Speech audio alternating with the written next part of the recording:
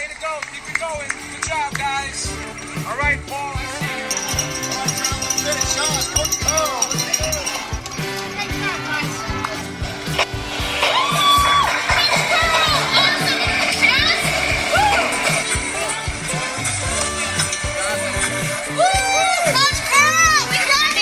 Good morning and welcome to Christmas Eve. It's Tuesday, December 24, and I really do wish that for you, my wish for you today is that today is a bit of a peace, a bit restful, to gear up for spending time with family and friends and loved ones or people that are close to us tomorrow through the Christmas holiday period. And let's just hope that it's not chaotic and it's not based on bedlam. So, and if it is, I wish you every success to get through that. So now Christmas is here and our goal should be really to cherish the time that we have with loved ones. And if we don't have loved ones, to find a group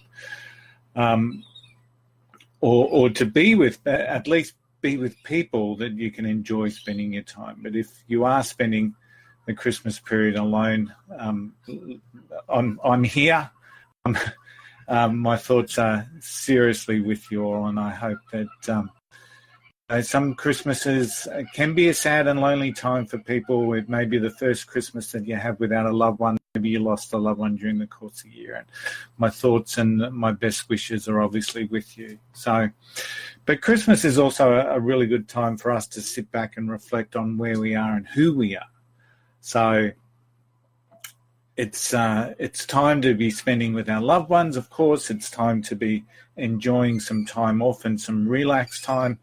But it's also a good time to be able to reflect back on exactly where we are in our lives and where we want to be and who we want to become is some really critical questions that we can be asking ourselves.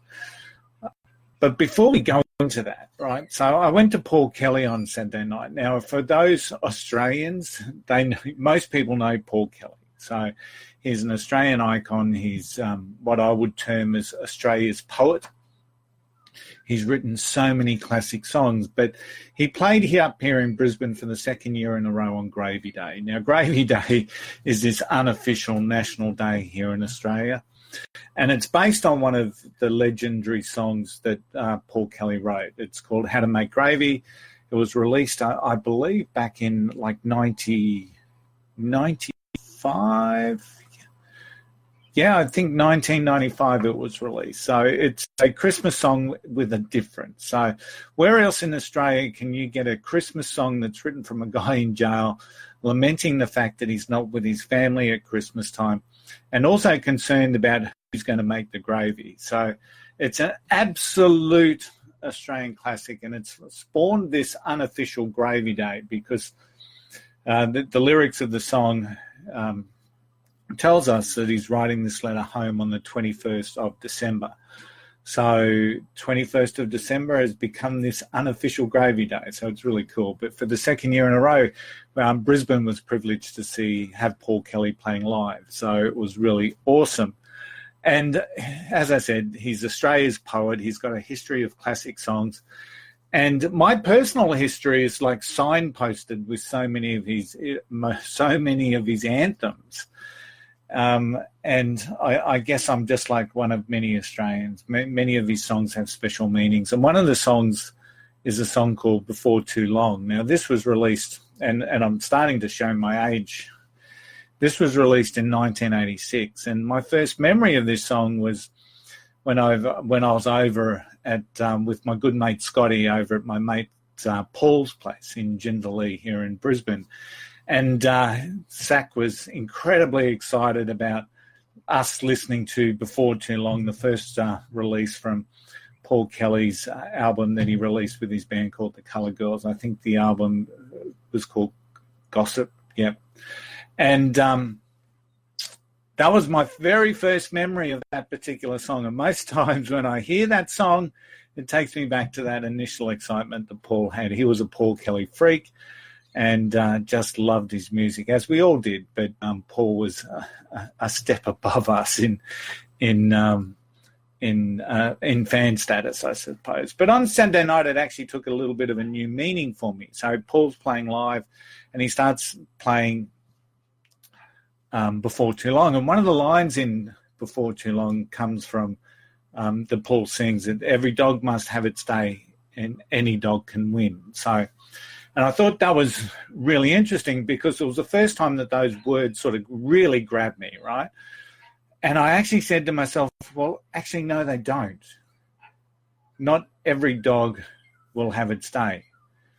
And I started to explore that. And yeah, I know this is a bit nerdy. I guess I'm there at a concert and I'm analysing some song lyrics, but unfortunately that's me every now and again. But I found myself disagreeing with Paul Kelly, and you won't hear that too many times from me, but because not every dog will have its day. Now, I know any dog can win, but not every dog must have its day, because it just doesn't happen.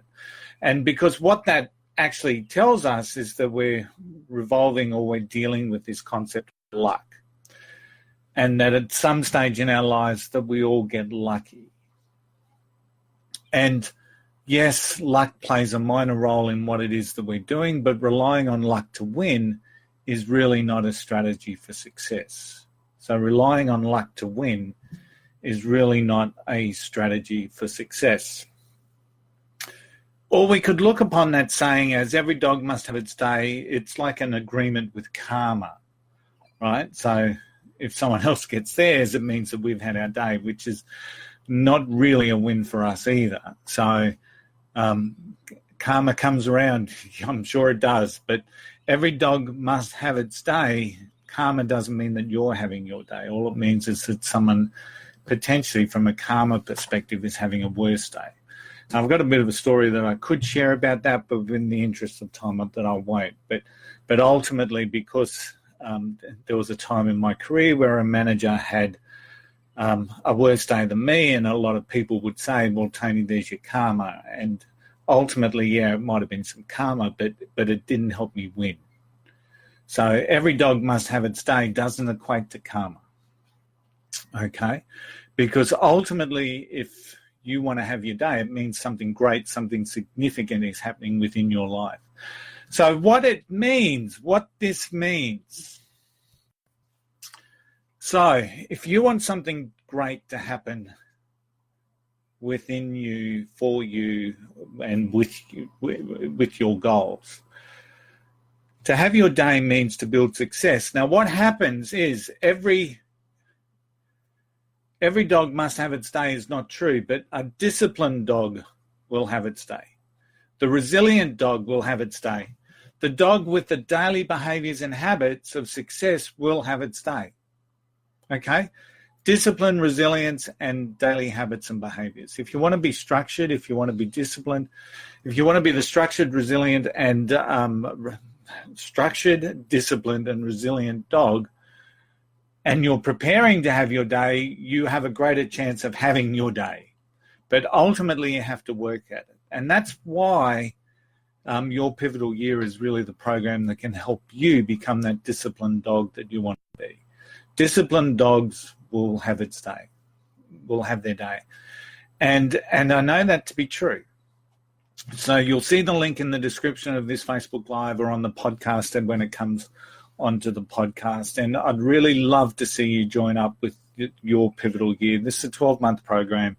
It's 365 days of action-related behavior that's going to drive you towards your goals. It's not just a one-day goal-setting workshop where we walk out with goosebumps and we all high-five each other and then forget everything the next day. This is 365 days. This is about a program that's structured for your success. Enjoy your Christmas period. Enjoy your holiday season. Enjoy that precious time that we have wherever you may be. Enjoy. I hope that your Christmas is joyful and wondrous. And I will see you once we get this Christmas season out of the way. So whether it's Boxing Day or whether it's the day after, I'm not quite sure. But whatever you're doing, I hope you have a wonderful day, a wonderful season. Spend it with some loved ones. Hug the one you're with. and I'll see you post-Christmas. Bye.